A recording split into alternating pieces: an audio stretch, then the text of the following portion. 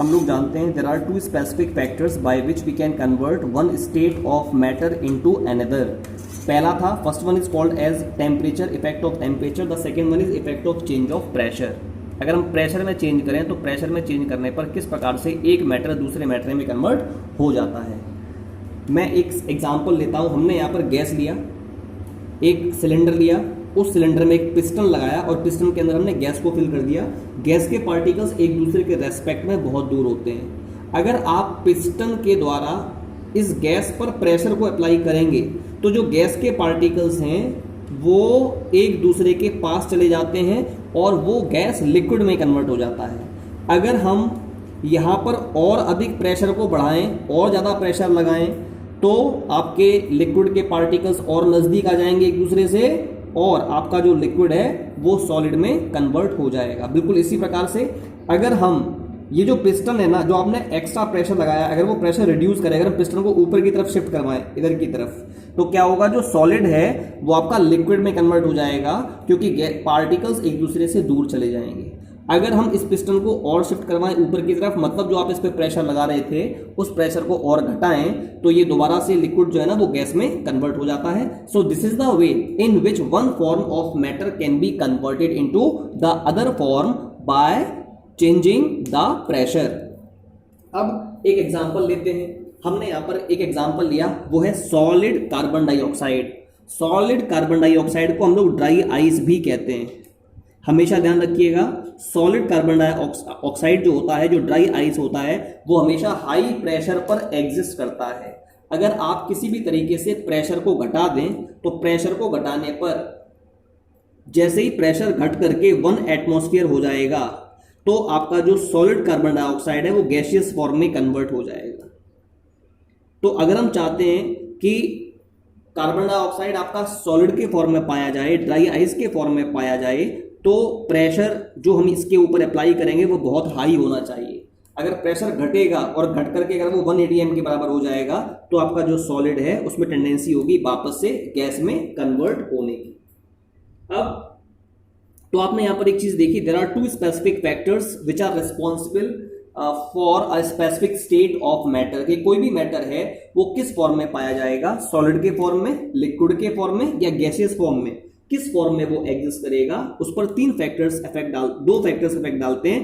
पहला था टेम्परेचर और दूसरा था प्रेशर। एक बात और, तो आपने देखा कि अगर हम सॉलिड को लिक्विड में कन्वर्ट करना चाहते हैं तो हमें प्रेशर अप्लाई करना पड़ेगा। सॉलिड को अगर हम लिक्विड में कन्वर्ट करना चाहते हैं तो आपको जो प्रेशर है वो रिड्यूस करना पड़ेगा, तब पार्टिकल्स दूर चले जाएंगे और आपका जो सॉलिड है वो लिक्विड में कन्वर्ट हो जाएगा। अगर हम लिक्विड को वापस गैस में कन्वर्ट करना चाहते हैं तो और प्रेशर आपको घटाना पड़ेगा, तो आपका जो लिक्विड है वो गैस में कन्वर्ट हो जाएगा। अगर हम चाहते हैं कि आपका जो गैस है वो सॉलिड में कन्वर्ट हो जाए, गैस सॉलिड में कन्वर्ट हो जाए, तो हमें प्रेशर बढ़ाना पड़ेगा। अगर हम चाहते हैं सॉलिड गैस में कन्वर्ट हो जाए, जो सॉलिड है आपका वो गैस में कन्वर्ट हो जाए, तो प्रेशर आपको रिड्यूस करना पड़ेगा।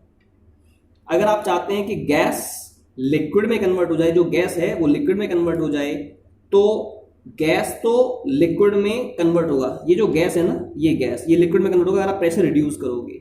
अगर आप चाहते हैं लिक्विड सॉलिड में कन्वर्ट हो जाए, जो आपका लिक्विड है वो सॉलिड में कन्वर्ट हो जाए, लिक्विड कन्वर्ट इनटू सॉलिड, तो आपको प्रेशर बढ़ाना पड़ेगा। ठीक है। ऐसे ही अगर आप चाहते हैं गैस लिक्विड में कन्वर्ट हो जाए, गैस आपका लिक्विड में कन्वर्ट हो जाए, तो भी आपको प्रेशर बढ़ाना पड़ेगा।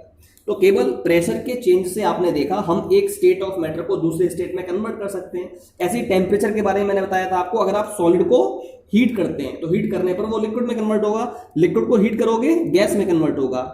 ठीक है। अगर आप गैस को, कोई भी पर्टिकुलर सॉलिड है, हीट करने पर वो डायरेक्टली गैस में भी कन्वर्ट हो सकता है। अगर आप गैस को लिक्विड में कन्वर्ट करना चाहते हैं तो हमें कूल करना पड़ेगा। अगर लिक्विड को सॉलिड में कन्वर्ट करना चाहते हैं तो उसको फिर से कूल करना पड़ेगा। तो आपने देखा टेम्परेचर में चेंज करने पर या प्रेशर में चेंज करने पर हम एक स्टेट ऑफ मैटर को दूसरे में कन्वर्ट कर सकते हैं। बता चुका हूं मैं, वो प्रोसेस जिसके द्वारा सॉलिड लिक्विड में कन्वर्ट होता है is called as fusion, and the process by which liquid convert into gas is called as vaporisation process.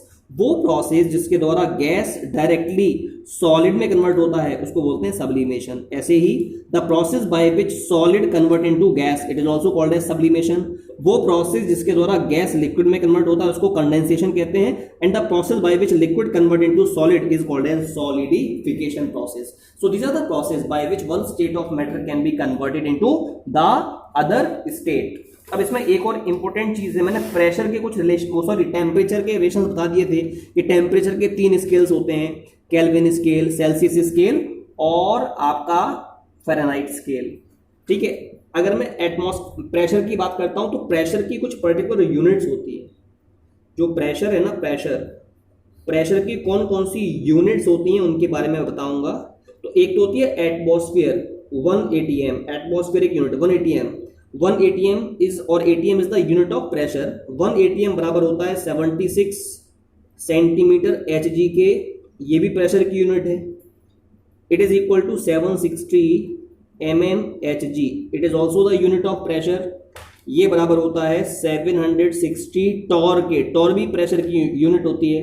And it is equal to 1.01 into 10⁻⁵ pascal. Pa is pascal, इसको कहते हैं Pa को pascal.